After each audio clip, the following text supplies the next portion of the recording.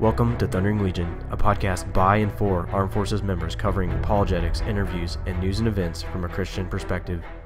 Our mission is to advance the gospel to Armed Forces members of all nations and build Christian community for the purpose of mutual encouragement and accountability. Now for today's show.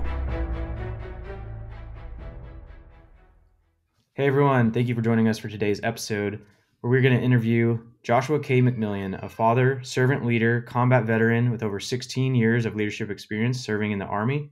Joshua received the 2008 George C. Marshall Leadership Award, the 2018 General Douglas MacArthur Leadership Award. Joshua is a certified Army Leadership and International Coaching Federation leadership coach. Joshua's passion is to help leaders avoid drifting through life and find fulfillment. He has led and helped thousands of men and women take inspired action and desires to guide you in unlocking your leadership potential and becoming a transformational leader. Joshua, welcome to the show. You mind telling us a little bit more about your mission and vision? Yeah, absolutely, brother. I think so. I've been on this journey now, I would say a little over 2 years, like officially with a coaching company and what my mission and my vision is. But I've been on this journey, I think, ever since I was a platoon leader when I first started. And to kind of clearly define what my mission and vision is, my mission's simple, is I will end traditional toxic leadership within the military and the civilian workforce by equipping leaders with transformational skills.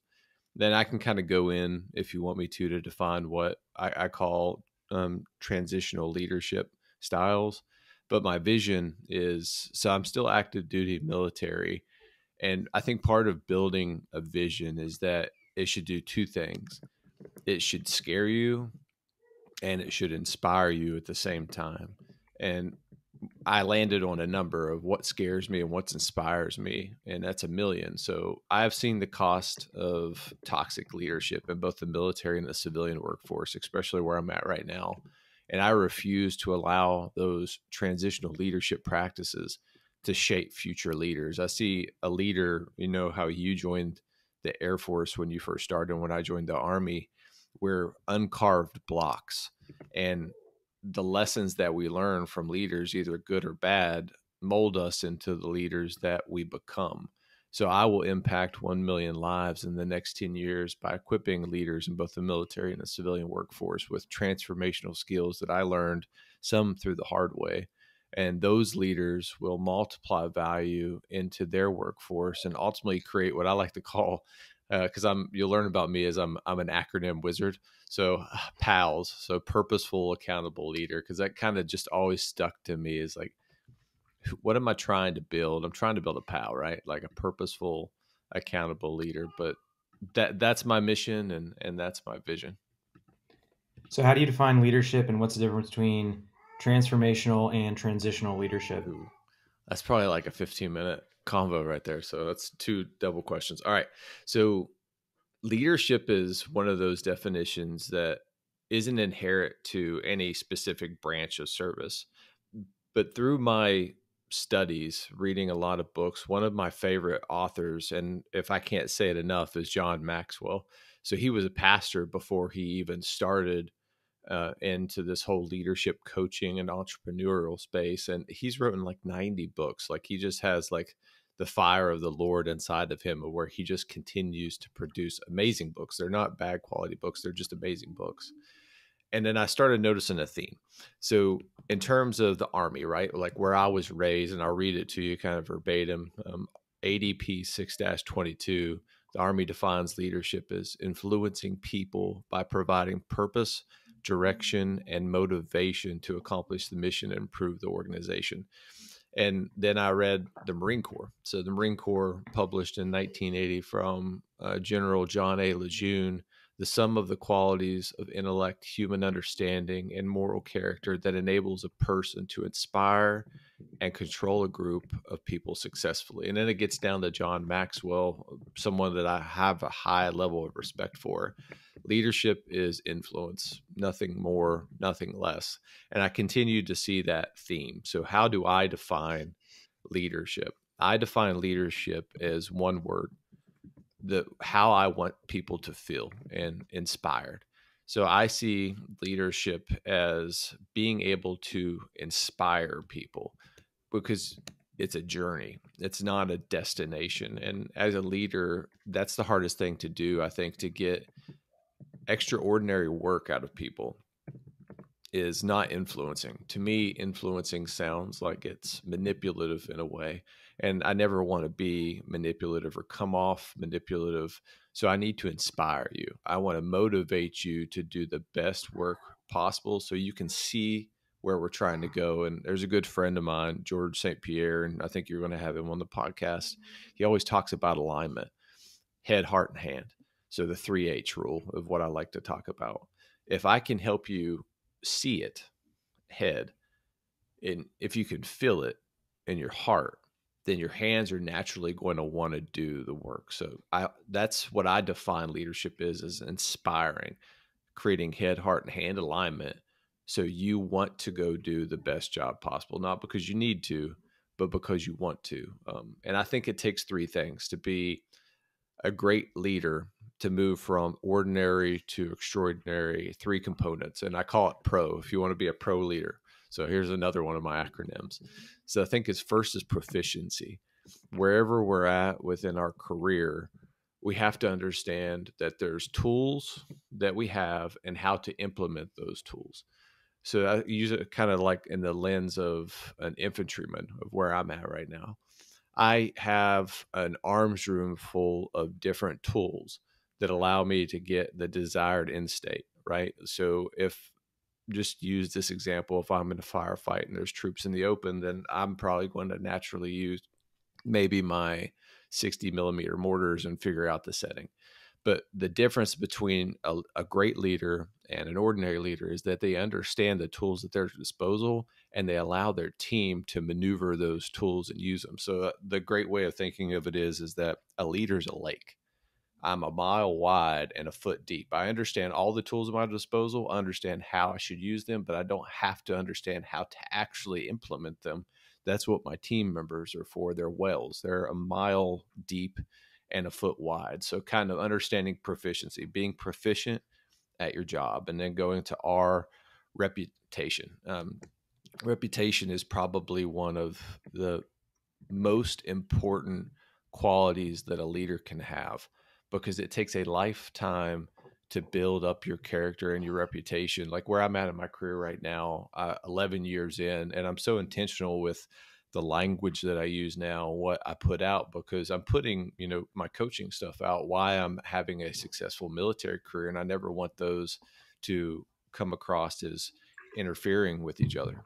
So reputation is something that you can build an entire lifetime on, but one moment, one emotionally charged moment, you can ruin it. So you always have to have a strong reputation. And then going to output. So the last one is output. The hardest thing to do, I think, as a leader is to consistently get results. So to get results, we have to inspire people. And then make no mistake about it, is that a leader is put into a role to make change, to produce results. And if you don't produce results at the end of the day, even in your own life, you're just in this stagnation. You're in a no growth area. So kind of quickly summing up your first question of a leader, I define it as inspiring. And the three qualities I think that you need to be able to achieve is have proficiency, have reputation, and produce output, and kind of any quality and area of your life. I think in terms of, and I'll just quickly go to this one, of what the difference between a transformational and a transitional leader is. I'll start off with, I think, some transitional habits. So the first is, I think they're very top down. So a transitional leader, if you think of it in a military organization, similar to like how Russia's fighting right now, is that all guidance comes from the top. And there's a barrier there of where I can drop ordnance on you guys, right? But I can't receive anything coming up. A transitional leader is unwilling to listen to their team, to their organization, even to the left and to the right of them. And another one that I have that really, I think, resonates with me is fear. a transitional leader leads with fear, and that could be power, right? So maybe they have the answer and they're not sharing all the information with their team. Maybe they have the right point of contacts. Maybe they need to control a lot of the facets of their business and in their life, but they're leading from this fear of that if my team does a really good job, maybe I'm not needed, fear of maybe I have a false image of myself and I need to present a very strong front. And then the final one that I think transitional leaders always kind of go back to is by the book.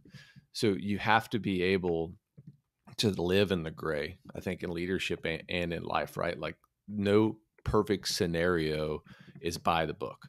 I think going into battle is a perfect example. Whenever you're doing an operations order and we're planning to go do a mission in Afghanistan, for example, the mission never goes as planned.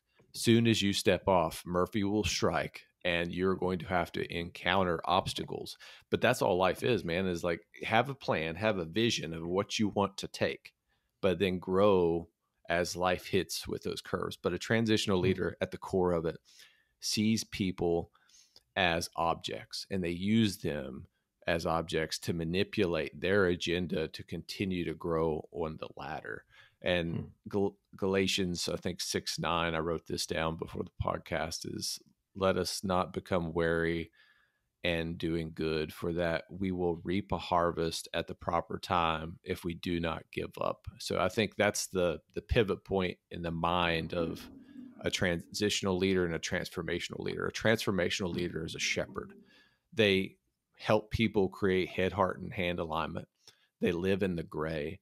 They walk hand in hand with them, not in the front of them, but beside them and sometimes behind them on that leadership journey to get to the end destination. But they also know that when it's times get tough, I have to stand in front of my formation, because there's times where a leader has to be in front. But I think at the end of the day, what I like to call is hugs. So another acronym: humility, understanding, gratitude, and a servant heart.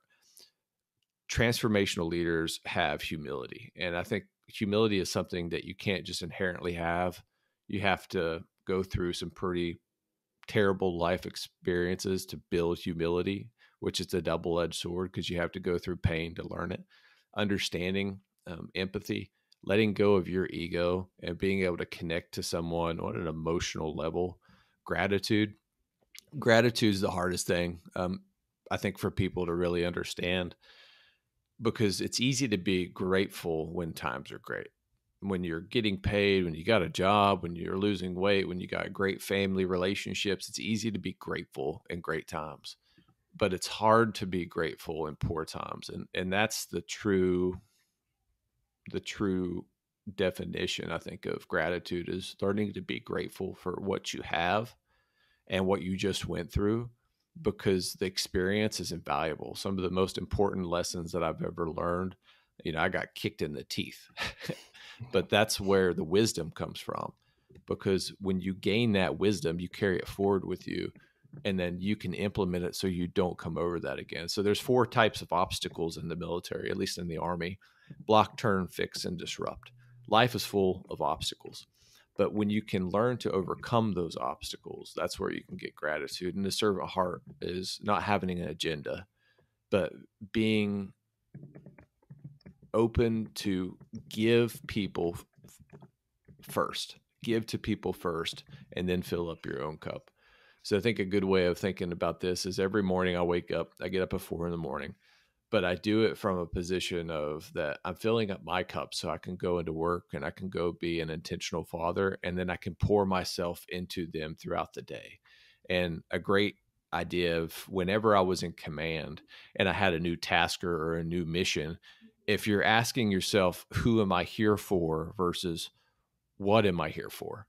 That's the question you should ask yourself if you're a servant leader. If you're asking yourself, what can I get out of this? Your heart's not aligned with it. But if you're asking yourself, who can benefit from this? How can I help the organization? That's the difference between a servant leader. So my short answer of how I define leadership, and my short answer of how I deviate between a transitional leader and a transformational leader. Awesome. Well, that's what I would expect from a leadership coach. You've thought through these things very, very closely. I can tell. Have you ever heard the string leadership metaphor? I've heard it before, but it's been a while. Like basically, if you take a piece of string, like if you pull on the front of it, it'll follow. But if you try to like push from the back, it's all going to crumple up. Oh yeah. Um, that's kind of an image I have in my mind of leadership, and I think if we take that transitional versus transformational to the extremes. Like I think Kim Jong-un would be like one extreme, like Yeah. dictator who rules through fear and an iron fist. He's the person pushing on the back of the string, crumpling up, ruling with fear. And then you have Jesus, I think, on the other end of the spectrum, who leads with perfect humility, who sacrifices, dies. Like he has people betray him, but he still loves them. And he's willing to embrace the chaos, the gray areas, and he's leading from the front with service, with humility. And I think that's kind of cool just to see how there's kind of those archetypes of leadership, and we can ask ourselves like, hey, where do we fit in? Yeah. Are we becoming more like the dictator, or are we becoming more like the servant leader? So let's take us back a little bit. I want to know a little bit more about like your background and how you ended up joining in the military in the first place. Yeah. So I'm from rural West Virginia. So Fayetteville, West Virginia, dead center. If you put a pinprick in West Virginia, that's where I'm from. My dad was a coal miner. His dad was a coal miner. And we basically had two routes, is that you either chose to go to the coal mines or you joined the military. I kind of wanted to be a pathfinder in my family, as I wanted to go to college. So I figured out a way to go to college. And that was pretty challenging, I think, from the first standpoint, because no one in my family has ever walked that path before. My mom and dad got a divorce when I was 16. So I was kind of on my own after 16 of figuring this out because my dad was working so much. And I finally figured out how to do it. But that was challenging. So I went to Marshall University. I was able to get my bachelor's degree, and then in through that time, I felt like I was missing something. Now I can tell you what it was, is that I was missing fulfillment in my life. But at that time, I was like, okay, I can get my degree, I can go do what I wanted to do, but that's not going to bring me happiness. What am I missing? And my friend was in ROTC at Marshall University, and he's like, hey, why don't you come to like, a lab with us? So every Thursday for ROTC, they do labs. And this lab was rappelling. And we went to a 40-foot, rock wall basically at the university, and we were able to climb up to it and do rappelling. I was like, man, this is awesome. You guys do this every Thursday? It's like, yeah, this is kind of what ROTC is that they're training you to be a leader. And I was like, wow, I want to do this. So that summer I went to leaders training course in Fort Knox, Kentucky. And then the next year I went to LDAC, a leaders development sessions course, and I was able to commission. And I think through that journey, that's where it really, I started the spark of leadership. And I couldn't put my finger on it, is that, man, this is what I love doing, but I loved being in those roles. And that's when I started noticing a correlation, is that when I was in ROTC my junior year, I was the platoon leader all year. When I was the ROTC my senior year, I was the cadet battalion commander all year. And I ended up winning that first award that you read at the beginning. And then I decided, okay, got my commission. What do I want to do next? And the only job that I could ever see me doing was infantry. That's what I wanted to do. That's who I was, the identity that I wanted to go forward with, is because I knew it was going to be the most challenging for myself, I think physically and spiritually. But two, that's where I could really bring, I think, light into people's lives. Because in the infantry, it's a very thankless job, man. Like you're out in the woods, you're doing 100-pound rucksack on your back, sometimes even more, and you're walking for 12 to 18 hours straight. So it's a very thankless job. I ended up getting my branch choice of and duty station at Fort Lewis, Washington, and then getting infantry. But then I had to go to Fort Benning, Georgia, and then kind of through Fort Benning, Georgia, I did about a year of schools, which is crazy to think that I was just in school for a year, and how much money the Army probably invested in me. It has to be over $1 million. So 16 months is kind of infantry officer basic course, which is really just pre-ranger at the time. 12 of those weeks out of the 16 was in the field, and we're doing field problems, doing 12-mile ruck marches, 16-mile ruck marches to an objective. And so that was challenging in itself, but it was fun because I was starting to learn my craft. And I think the best way of defining that is I was getting a bachelor's in patrolling in IBOLC. I was learning the basics of how to implement them. And then I went to Ranger School. Ranger School wasn't inherently hard by itself, but it taught me how to push beyond my normal limits and how to lead people in my normal limits. It's really hard to lead when you're sleep deprived and you're nutritionally deprived of food. You're burning 14,000 calories a day, but you're only intaking 4,000.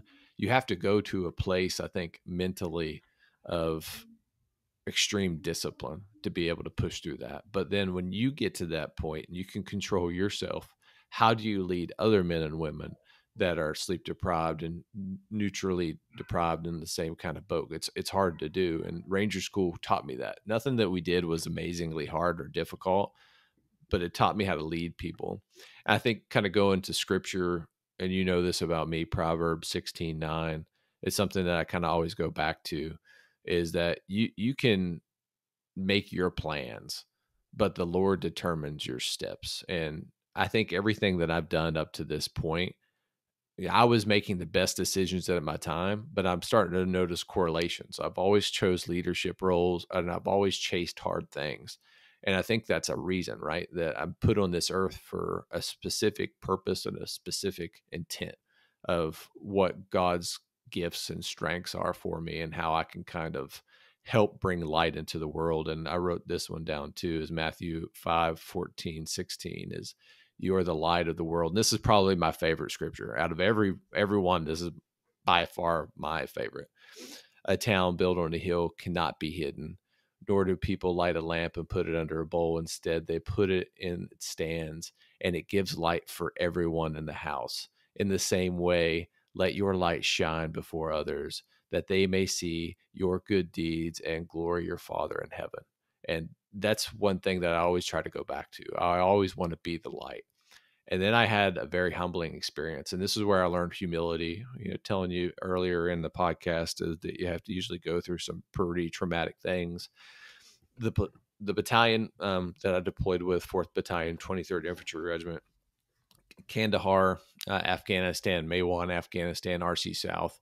It was right during the part of the surge, 2012, 2013. My platoon, before I took over, deployed with 44 soldiers. But when I actually took over, they had 28 soldiers, almost 26. A very rough deployment. And I was blessed, I would say almost cursed in a way, to kind of inherit that platoon after those tragic events, because I felt like I should have been there with them.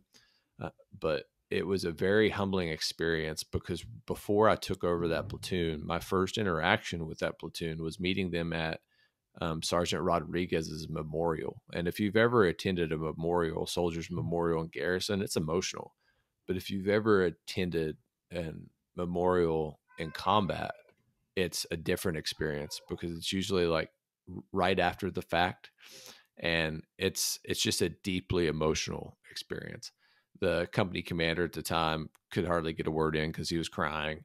The platoon leader at the time could hardly get a word in because he was crying. And seeing these platoons go through there and pay respects to Sergeant Rodriguez, kind of a superpower of mine, is that I pull people's emotions in and I can feel your emotions, but it's draining too. I think a great leader has to be able to do that, like be able to read a room emotionally. And then, but it's a dual-edged sword, because it kind of, it drains you in a way. And I was sitting there and I was thinking, wow, how selfish am I, man? I came into this position thinking I wanted to go be a Ranger platoon leader. I wanted to go do all these things. And this was going to be the position that's going to elevate me to chasing my agenda. And I sat there and I really reflected on, okay, if I'm coming into this role, what leader does my platoon need versus what leader do I need to be to chase my agenda? And I went in with the mindset for the rest of that deployment of I'm going to get everyone safe home. I'm going to make sure that we don't have another tragic accident, the best of my possible power. And I was able to do that. But then we transitioned back to garrison. We can go deeper into any deployment stories if you want. And this is where the path I'm on now first started. I had a soldier who got out. I'll kind of keep his name out. And he never had a plan, right? So he got out probably, I would say, 2 months after getting back from Afghanistan. And I was sitting there with my platoon sergeant at the time, which is one of the best mentors I've ever had. Shout out to Derek Kearns.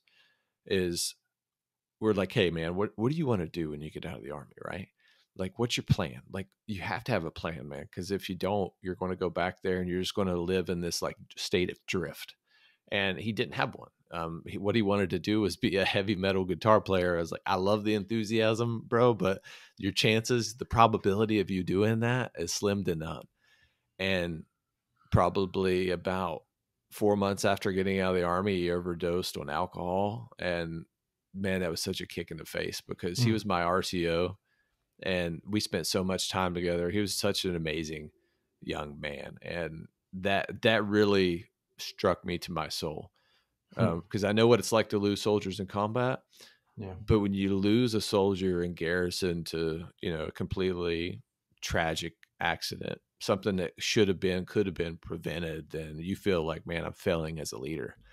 Kind of at that point, walking through like my spiritual journey, I started to question it in a way, because I didn't truly learn gratitude yet. Going through the time that I was a platoon leader to the time that I was a company commander, I had a lot of friends die, especially back home. Jeremiah, Logan, a lot of my friends were either killed or in tragic car accidents. And I had a lot of soldiers in my platoon that were taken away before that time. And then I get taken to my first rifle company command in Fort Polk, Louisiana.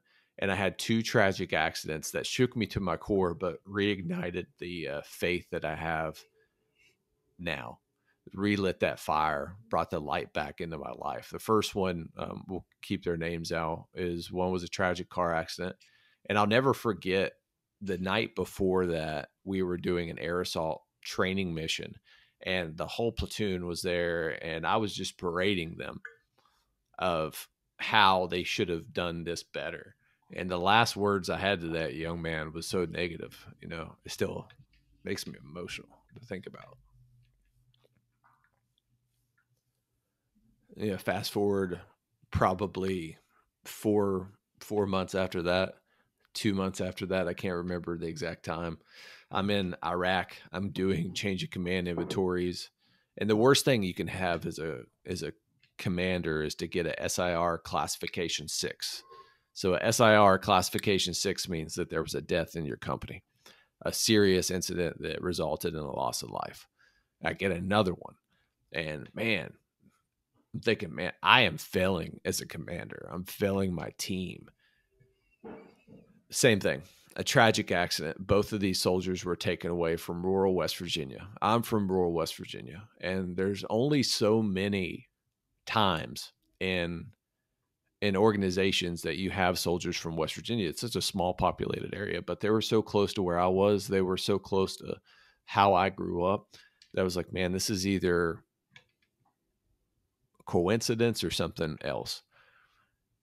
And then I started reading a book, and it really helped me frame. It was called ULA, How to Build a Balanced Life in a Balanced World. But there was one point in that book of why I knew I should have read it and why I did. Is it defined what it meant to be grateful and to have faith. And then I reflected in that memorial service. I was back there after the family left, right before I had to go out and say a speech, and talking about, okay, how can I be grateful and have faith in this moment? And then it dawned on me that throughout my life, I've always been put in these kind of circumstances because I have such a big heart that I lead with emotions. And I think I'm the right person for the job to get the team through. So I'm grateful that these tragic accidents happened while I was the leader. and not someone else, because I was the right person to get them through. And that I have faith that when I go through these trials and tribulations, it's for a reason. It's a fire, right? It's a purification in a way. And that's when I would say the fire that I had for Christ reignited. And I didn't really start blossoming until I got to Huntsville, Alabama. And this is probably one of the biggest advices that I could give to anyone out there is when you're looking for a church, and this is where I got mentally wrapped up, is that I thought going to church was the same thing as being a Christian. And it's not. You have to be able to find a church that creates that alignment that we talked about, head, heart, and hand. And I tried 5 different churches and I just wasn't getting it. And then I went to the Church of the Highlands. They have 4 basic mission tenets. And the first one is just to know God, not just know him from scripture, but have a relationship, with him, find freedom, discover your purpose, and then go out and make a difference. So that's their 4 basic tenets. The first sermon that I was in was John Maxwell talking about leadership. And I was like, wow, I know John. And I didn't know John was a minister before he got into this. And every single sermon that I went to after that, the next 4 was just fire after fire after fire. And it was on this kind of journey of where I was right now of like, hey, the Army's doing this coaching program. This is something that I want to do. I don't know how I'm going to do it. But those 2 started creating synergies. And I'm like, yep, this is it. This is the church that my family wants to belong to. My wife loves it. And it's more than just going and listening to scripture and saying, hey, I'm sitting somewhere for an hour a week. I feel good about myself. He's teaching you leadership practices through ministry. So you go out and bring the light into the world. So that's kind of, who I am right now. We can dig into any of that. I actually have a crazy story when I'm younger, if you wanted to dig into that one too. Well, as I've gotten to know you, something that I've always really admired is your ability to create meaning out of suffering. I feel like you're one of the most disciplined people I know, just all the things that I see. Obviously, I don't see the inner work of your life, as your wife would or something like that. But my question to you would be, how do you transform pain, suffering, discipline into your intensely focused meaning? Because I think that's probably one of the superpowers I see in you. I think it comes down to fulfillment. So why do soldiers, my problem statement, why do soldiers commit suicide at a much higher rate after they get out of the military versus being in the military? I think it's they lose a sense of fulfillment. So how I can push beyond it is the rule of 3 Ps. So another acronym, right? Perspective. I have perspective in my life, and we have to see, it's like shooting a rifle. If I'm just sitting here with my M4 and I'm just blindly shooting, I may hit a target, but I'm not going to start knocking down targets. But if I'm intentional with it and I look down the sight post and I align the sights, then I can start taking down 300-meter targets. I can start taking down those 250-meter targets, and I'm going to get the 50-meter targets. So it starts with perspective. I have to know where I want to go, where I'm starting, and what that end state looks like. And now how I get there, right? Life's going to have obstacles. I know where I want to go because I have a 10-year vision for my life, and it's not focused on goals. And that's one of the key things that I think if you're listening right now, goals are a trap. It is a hedonic treadmill that makes you chase dopamine, a chemical that naturally produces in the body. What you need to frame your mind around is chasing growth. At the end of this 10 years, 2031, who am I going to be? Not the goals that I achieve, not the passive income from anything that I try to invest in, not the number of leaders that I build. Who am I going to be? Who do I want to be at that 10-year mark? And then set the goals to align with who I want to be. The second one is passion. Hernan Cortez moment, right? Is that burning your ships. And if you don't know Hernan Cortez, he's a famous Spanish, I can't think of a conquistador, that he landed in New America and was famous in this speech that he told his men of over 600 men to light the boats on fire. And he looked back at the boats and said, "Hey, you see those? They're burnt. There's no other way back. There's no retrograde. There's no way to be defeated, because if we die, if we move forward and we fail, that means death in life." And I take that same kind of mentality of having a burning desire, a no fail in my life's mission and my purpose in life. And my purpose in life is just to be a servant leader. I love being a servant leader. And then the final one is my purpose. And this is the hardest one, I think, for anyone to kind of discover. Why are you put on this earth? And you have to really think through that question, and you have to go through what's your core values. And it goes down to a basic formula. What I believe, my thoughts shape my beliefs. My beliefs define my actions that I do daily, and my actions are going to lead to my legacy. So my purpose on life is really your legacy. At the end of the day, write out your tombstone, what you want people to say about you. And that's your purpose in life. Like at the end of the day, when you pass away, what do you want to have?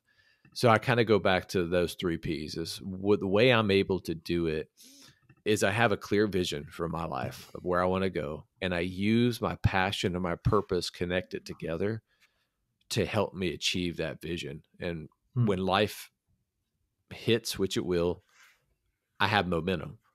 And if I have momentum, I can bust through with a sledgehammer mindset of any obstacle that I have. But if you don't have momentum in life and you're just eking through and you're not building any friction, then you're going to stop. And I think that's another key thing too, is that to gain momentum, you have to have resistance in life. Think of it like a tire against the road. If you don't have any resistance, if life's not tough and you're just always getting what you want, you're never going to gain momentum. But once you gain momentum, then inertia is working on your behalf, and it's much easier to break through those challenging times. So that's how I do it. Yeah, that was just making me think of like triggering some thoughts and some memories of my own faith journey. And so I was actually like an atheist in high school, and then I came to Christ like right before I came into the military. And so I was, baby Christian.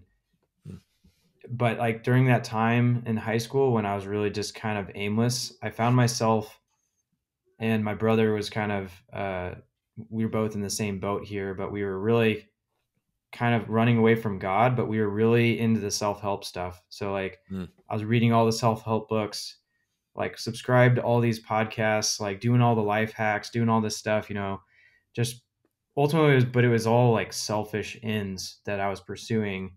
And both me and my brother, who were kind of going through this process independently, but kind of encouraging each other in our self-help growth or whatever, we both just reached a point where we're like, what's the point of my self-growth? So I think we had that goal mindset where it's like, what's my next goal? What am I going to achieve in my fitness? What am I going to achieve in my relationships? What am I going to achieve here, here, here? And then eventually you're like, well, if I don't understand my greater why, if I don't understand why I'm on earth or like what I'm here to do, my greater purpose, then achieving goals like you said is just like that hedonic treadmill that you're never going to be satisfied with anything that you achieve. And that actually was one of the big things that drove me to faith, because I'm like, man, if I'm the end all be all of my life, then what's the point? There has to be something greater than me. And then I think it's kind of led me into that growth mindset and having faith, having that purpose, that desire to serve and to encourage other people. Like that is something that kind of came later, and God has really ignited that fire. So I love the 3 P's: perspective, passion, purpose. I think that's any believer in their faith journey has to kind of wrestle with those questions and define those things. But ultimately we know it's not us, it's God that gives us those things. Yeah. You said you had a crazy story from when you were a kid. I'd like to hear a little bit about that. Yeah. It's funny too.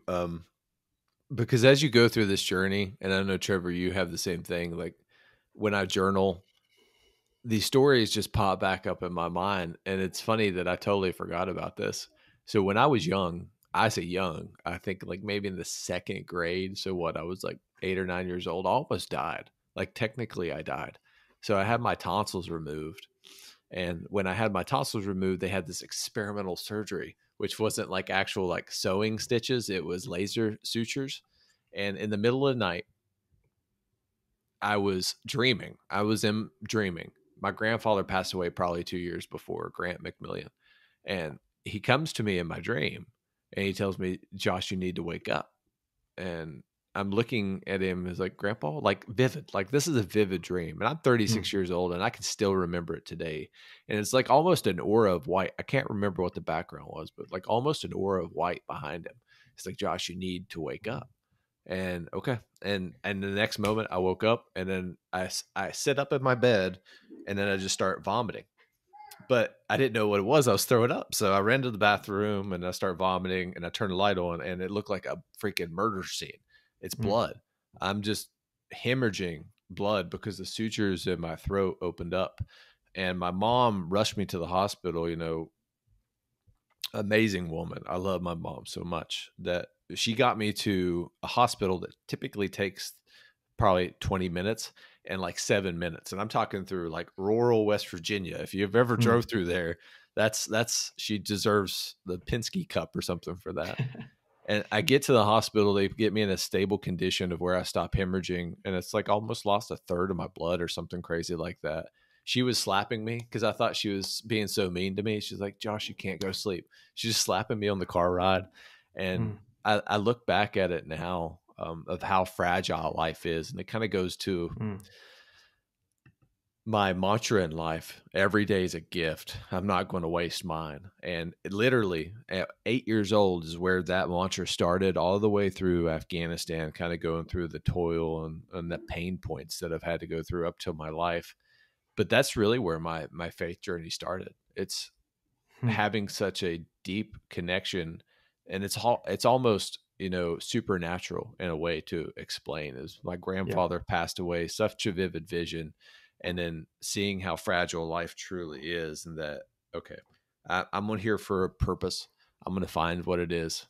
And then at the end of the day, when I die, and I think the worst story that could happen to me is that I meet God and God shows me what my true purpose was in life, who I could have been, and I don't know that person. So Hmm. my mission in life is to try to make every day a gift. But yeah, that's an absolute crazy story, and I can't Wow. believe I forgot that. Thanks for sharing that. That's insane. Do you think if you hadn't had that vision to wake up at that moment, do you think you would have died in your bed? Yeah, the doctor said, I don't know how you woke up, because 90% of like people who hemorrhage on their blood pass away. Whoa. So like there was a high chance that he was kind of shocked that I even made it to that point because of the amount of blood that I lost and Hmm. how small I was. But it was a humbling experience. Like you said, writing out your tombstone or your eulogy. I know that's an exercise I've heard people talk about, but I think at the end of the day, the more that we come to grips with our humanity and our we're all going to die at some point or the other. When we come to grips with that and we realize like, hey, there's going to be a point in time, who knows, it could be today, it could be tomorrow, it could be years from now, but I'm no longer going to be on this earth. And then what matters at that point? Does it matter, these goals that I achieved, or does it, what is it that really matters at that point? And I think when we brush with death, we realize that, hey, there's more to this life. We need to pursue more. Yeah. And that's like such a vivid example of that, where it's like, man, you could have died at 8 years old, and the rest of your life is a gift, and that's kind of your motto now. That's Yeah. awesome. Yeah. You, Uh, you helped me realize that too, because I totally forgot that story. But really? that quote always resonated with me. So yeah. Wow, man, we're just digging deep today. This is Yeah. awesome. So, as you've lived out your faith in the military, I mean, you talked about, some of the struggles with leadership and all that, but have you had any struggles with like authentically living out your faith as a Christian, culturally, like receiving opposition, persecution for your faith? I wouldn't say necessarily like opposition against it, but almost in a way of where, like email titles, right? So at the end of an email title, I used to have the Matthew scripture that I said earlier in the show, and someone came to me before, is like, "Hey, you need to take that off because we don't want to have any type of like faith in mixed with business." I think that's really the only interaction that I've ever had, but that's really been in acquisitions of where I'm at right now as an acquisition officer working with civilians. But in the military, as an infantry officer through the infantry, I was always so pashtu shona b'shona with my chaplain, because the chaplain's such a powerful asset, especially for a company commander, because the tools that they could bring to help soldiers out is pretty immense.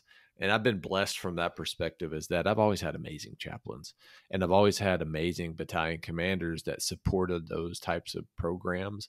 So I've never had a persecution moment. I think the only time is that where I'm at right now, I have to be very intentional with the language I say, because a lot of the times, I'll tell people, "Hey, have a blessed day," or something like that. But then I have to second guess of like how I'm saying that. "Hey, have a great day," because I don't want to come off in a way to where it may offend someone, and then that gets me in trouble at work. Interesting to me how the closer you are to a combat situation, life and death, like we just kind of talked about, like the more receptive people are to you authentically living out what you believe. But the farther you get from that, the more you're wrapped up in this bureaucracy, and then people are way more politically correct and they're more concerned about those things. So I think it's just an interesting observation. So think about, I think it's Hamilton, right? From the football player who just had like a cardiac arrest on the field. Yeah. And it's an interesting perspective, is that you see all these men, monsters of men, the heroes of a lot of people. What was the first thing they did when that happened? They took a knee, and most of them started praying, regardless of what their religious beliefs are. So it's easy to find faith in hard times. Everyone naturally is going to do it. Everyone's naturally going to start praying in hard times. It's hard to do that when in good times. It's the same way of having gratitude. Faith and gratitude, I think, fall hand in hand. And you're spot on, man. Like where I'm at right now, there's a level of complacency. Complacency kills, because I've seen it in Afghanistan. Complacency leads to contentment, and contentment can kill. It's so true. So I think one of the things that I try to do is be authentic as I can, but very intentional with the words I use. This makes me think of a C.S. Lewis quote. It's called "The Problem of Pain." I think it's for the book it's from. He says, quote, "We can ignore even pleasure, but pain insists upon being attended to. God whispers to us in our pleasures, speaks in our conscience, but shouts in our pains. It is his megaphone to rouse a deaf world." And I think maybe that relates to what I was talking about earlier, your laser focus and your ability to take pain and transform that into meaning. I think that's God speaking to you and bringing meaning out of that and changing your heart to where you can grow through pain and not be a victim of pain. Yeah, I agree. So how do you make spiritual growth a daily priority? One thing that I'm trying to get better at about this is, I've never sat down. You're probably going to think this is crazy. I've never sat down and like read the Bible back to back. And that's one thing that I want to start doing, but I want to do it intentionally. So I started like a year ago, really digging in, reading books, like self-growth books, but I was chasing the gold number. Ooh, I just read another book. Now I got to get another book and another book and another book, but I wasn't retaining any of the information. So part of my morning routine of getting up in the morning is going through, it's called Savers: silence, affirmation, visualization, exercise, reading, and scribing. Yep, well, I think I want to, I want to add a piece to that. I think maybe get rid of scribing and add P to that, savor P, or I'll figure out another acronym of prayer.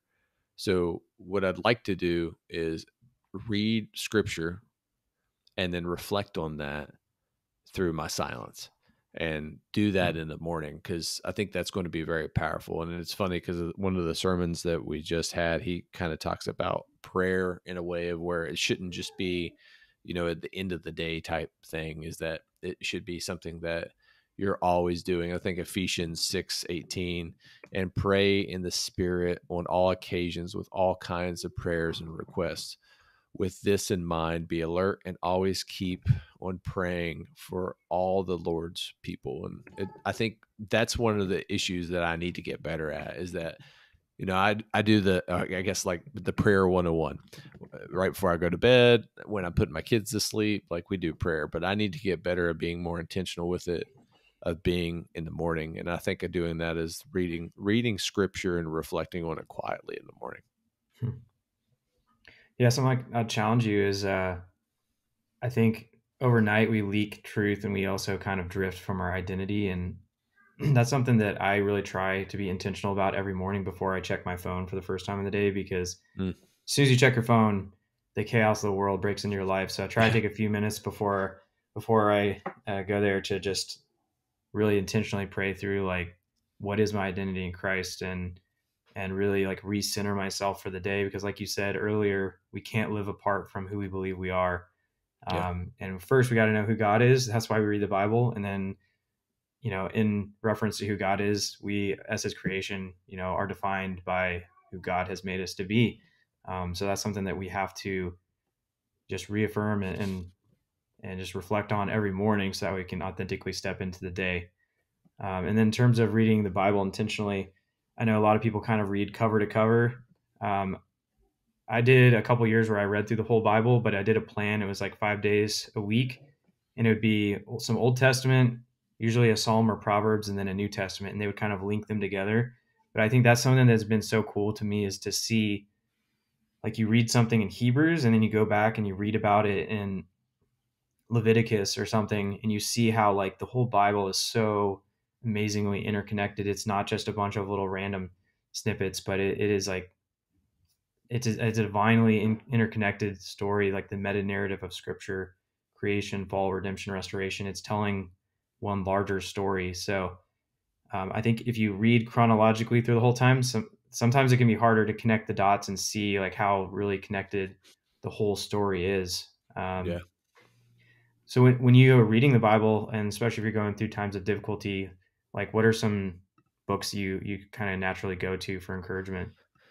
One of my favorite books, I read it at least once a year because it goes back to the core of who I am as a person and as a leader, is Dale Carnegie, How to Win Friends and Influence Others. It is a timeless book, and that I will recommend it to everyone because it helps you truly learn humility and very practical applications. Another one that I try to read at least once a year, it's called Jesus CEO. And what it does is it takes the Bible through all the different stories and breaks it down into how a CEO could implement these in modern business. And it was so impactful because I learned so many different things from that, of like, leading with windows, being transparent, having an aerial perspective, understanding that, you can get so dug into the tactical situation of being on the ground and making those small little 50-meter decisions, but you need to be separated.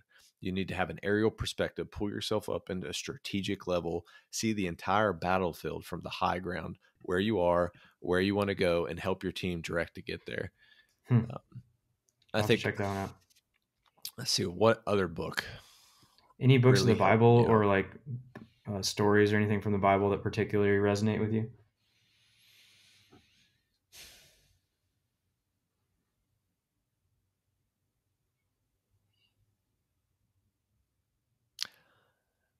I'm going to have to think on that one, Trevor. Okay. Any advice that you give to other believers who are in the military, and maybe they're in the shoes of your guys who are struggling to find purpose? um, dealing with suicidal thoughts, feeling isolated, discouraged, purposeless. What words would you give to encourage those people? So to your first question, in scripture of where Jesus went through his 40-day pilgrimage through the wilderness, Hmm.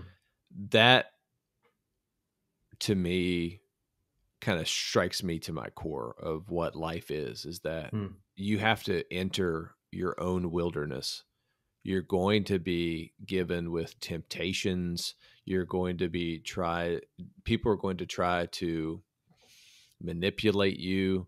They're going to try to get you to do things that you don't believe in, but you have to have that intestinal fortitude. I like to call it RAD, routine, accountability, and discipline. You have to be rad enough to not give in to the world. And through those challenging times, you're really going to learn yourself.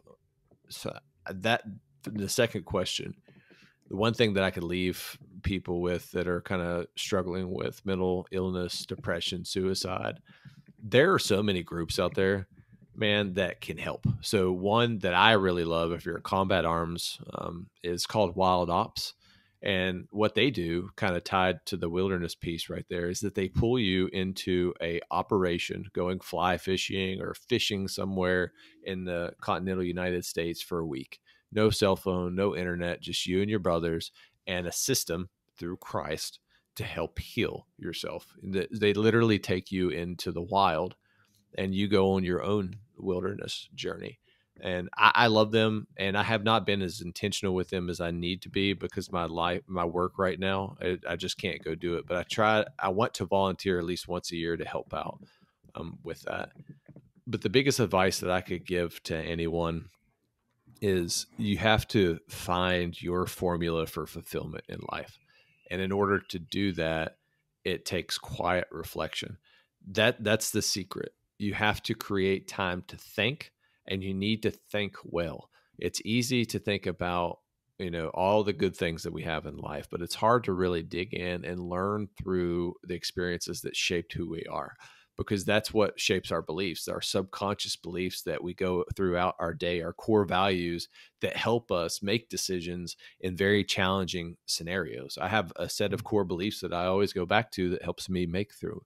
So I would challenge anyone who's listening right now, create a vision for your life, perspective, gain vision, cast a vision for your life of where you want to go in 10 years. And the reason I land on 10 years is because I think that that's long enough to where it's still truly accurate, but it's big enough to where it should scare you. So it's time-based enough to where it should scare you. Second is determine what your passion is. Like, what's your Christmas morning, right? Every morning for Christmas, I love Christmas. My wife would call me Clark Griswold because I throw Christmas lights up everywhere. But when I wake up in Christmas, it brings me hope. It brings me joy. I know that today is going to be a great day. So find your Christmas morning, your passion in life, and then finally your purpose. Discover why you're put on this earth. And then once you discover it, jump all in. As a mentor of mine says, J.R. Flatter, jump off the 10-meter tower. Once you understand what your purpose is, jump all in. Be fully committed and embrace your God-given talents. I see so many connections there. You talked about Jesus's wilderness venture. You talked about these groups where you can find healing through wilderness journeys, going on your own personal wilderness journey by diving deep into like those deep questions of your purpose, your meaning, and your vision. Your like, it's all a wilderness journey, but I think it starts with we have to recognize that we are on a journey, and there is an enemy, and there is challenges, and there's difficulties ahead, and we will either grow through those things or we will be defeated by them. Yeah. And I think we have to come to the point where we're like, okay, I'm going to take a step of faith and I'm going to move forward into the unknown, and I'm going to risk taking steps to discover who I am and what my purpose is, and not just draw inward and isolate myself. Like, I have to reach out and seek community and seek answers. Yeah, that's so beautiful. That's something I'm going to take from that. Yeah. Any hobbies that you engage in outside of the military and faith realm? So my hobbies are the most unsexy hobbies in the world. If you can see in my back, that's my thinking chair. That's where all the magic happens. So one of my goals for this year, and I have it on my whiteboard. So chasing fulfillment, devote 1 hour a day for thinking. So really, Wow. one of my hobbies a day is 1 hour a day for thinking. Like I love to think, and I will get lost in my mind because it's a true form of meditation. So I think at Mm. the end of the day, a hobby should be a mental retreat for you. For me, it's reading and then journaling. I absolutely love journaling, and once I unlock that ability, it's almost like an insatiable appetite of where I have all these thoughts in my brain. I need to get them on paper, and I need to write blogs, and I need to create content because it's going to resonate with someone. I know it will. Mm. Other hobbies that I have is I love to garden. So I don't know why, but I love gardening. I remember when I was in the General Douglas MacArthur Leadership Board, all these general officers asked me, Captain McMillion, what is your hobbies? And I was like, well, I don't know if I want to tell them that I like to garden because I'm an infantry officer. They may frown upon that. So I was like, I'll try it. So I like to garden. It's like, oh, interesting. And it kind of goes back to a quote: "It's better to be a warrior in a garden than a gardener in a war." So I absolutely love that quote. But one of the correlations that I've always seen in the military, especially in combat arms, there's a lot of savages that garden. And I think the reason behind it is it's a very meditative state. It's peaceful. Mm. You're getting your hands dirty. You're toiling in the soil. And then the last one is that I need to get back to kind of going through the wilderness journey is I love hunting, but I love hunting from the standpoint of where I'm in the woods, no distractions, just me and my own thoughts, kind of like Yeah. journaling in a way, just quietness. Well, yeah, I mean, you talked about how you need to spend more time in prayer, and to me, if you're spending an hour a day, in silence and solitude, that's one of the spiritual disciplines that John Mark Comer talks about in Ruthless Elimination of Hurry. I read that this year. It's a great Mm, book if you haven't heard of it, but I would say that's probably prayer. Like you are getting yourself away from the busyness of life and allowing the Spirit to speak to you and guide you, and you know impact your thoughts. And you're being more impacted by that than potentially the chaos of the world. So yeah. um, I think that's pretty cool. I think we could all use an hour of silence and solitude each day. So maybe that's something I'll try to implement more into my life. Well, hey, Joshua, can you tell people how they can learn more about what you're doing, how they can contact you? Yeah. The easiest way to reach me is through my website that I've created. So McMillionLeadershipCoaching.com. At the very bottom of that, has all my social media links if you want to message me out that way. But it's also kind of like a one-stop shop. So I have a blog. I post once a month. I have a podcast. It's called Tales of Leadership. And then I offer coaching services. So if you're in the military, regardless of what branch, I offer 100% free leadership coaching. I can help kind of discover your purpose, cast a vision, and take inspired action. And at the end of the day, that's what I'm trying to do. But if you go to McMillionLeadershipCoaching.com, you'll be able to find all my previous blogs, all my podcasts, and then you'll be able to find all my social media links and reach me anyway. There's no preferred way. I'm pretty active on all of those channels. Yeah, and we'll also link to those in the show note as well. Yeah, thank you. Well, Joshua, would you mind closing us out with a word of prayer? Oh, you're going to put me on the spot. You don't have to. I can close this. No, I think it's good.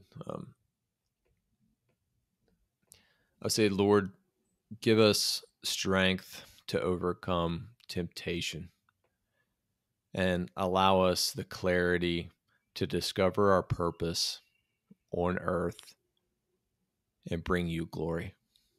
Amen. Amen.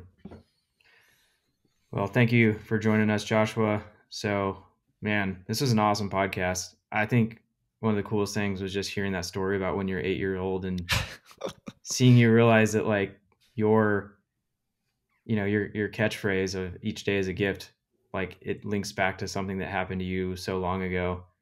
Yeah, And that's I love crazy. I love your passion for leadership. I love how you are inspiring and growing leaders, and that you want to end transitional leadership and bring transformational leadership in the military. I think your approach to suffering and discipline and growing through those experiences is something we can all learn from, man.